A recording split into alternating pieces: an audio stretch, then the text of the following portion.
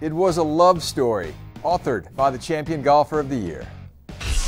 Settle in as we rewind the week with the latest edition of Monday Backspin from PGA TOUR.com. Hey everyone, I'm John Swantek. In the days leading up to the 142nd Open Championship, Phil Mickelson described his relationship with links golf through the years as hate-love. Well, his one-time disdain for it is now complete adoration because the claret jug belongs to Mickelson after one of the most scintillating and historic rounds in major championship history. A 66 for the left-hander who birdied 4 of his final 6 holes, producing the low round of the day and the week at Muirfield. Good for a 3-shot triumph over Sweden's Henrik Stenson. And what a stunning emotional turnaround for Mickelson in a month's time. From the depth of another crushing heartbreak in the U.S. Open and the emptiness of a 6th runner-up finish to the pinnacle of the sport and the overwhelming fulfillment of winning his 5th major championship, all with his beloved family there to share the moment. After taking the Scottish Open, Mickelson is now just the 11th player since 1934 to win the week before capturing a major. With 3 legs of the Grand Slam now secure, the World Golf Hall of Famer joins 10 others in that select group, becoming just the 19th player in history to win 5 major championships. It was a world-class field on Sunday battling for the world's oldest major championship, including this year's Masters winner, Adam Scott. It was a pursuit that ultimately fell painfully short for 2 players in particular. Lee Westwood was the 54-hole leader but stumbled to a 75 on Sunday to finish tied for 3rd, the 10th top 5 finish in a major for the 40-year-old Englishman who is yet to satisfy that major championship hunger in 62 career attempts.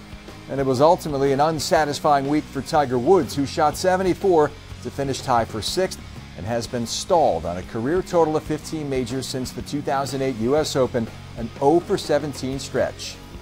Phil Mickelson was the only player under par at Muirfield, which presented a daunting challenge in its 16th time hosting the Open Championship. SiriusXM PGA Tour Radio's Bill Rosinski was there.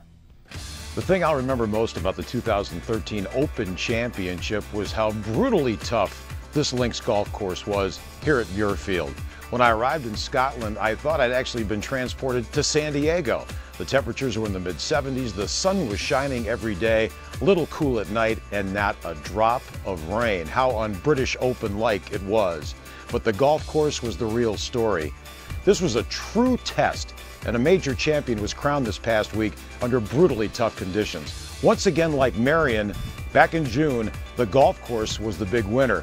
You don't have to have a 7,500-yard golf course to challenge the professionals. The USGA and now the R&A have proven time and again they can make life very difficult for the stars of the PGA Tour. Swanee, back to you. Okay, thank you, Bill. Meanwhile, stateside, the race for the FedEx Cup continued at the Sanderson Farms Championship in Mississippi, where 49-year-old Woody Austin claimed his 4th PGA Tour victory and 1st since 2007, making just his 4th start of the season with virtually no status.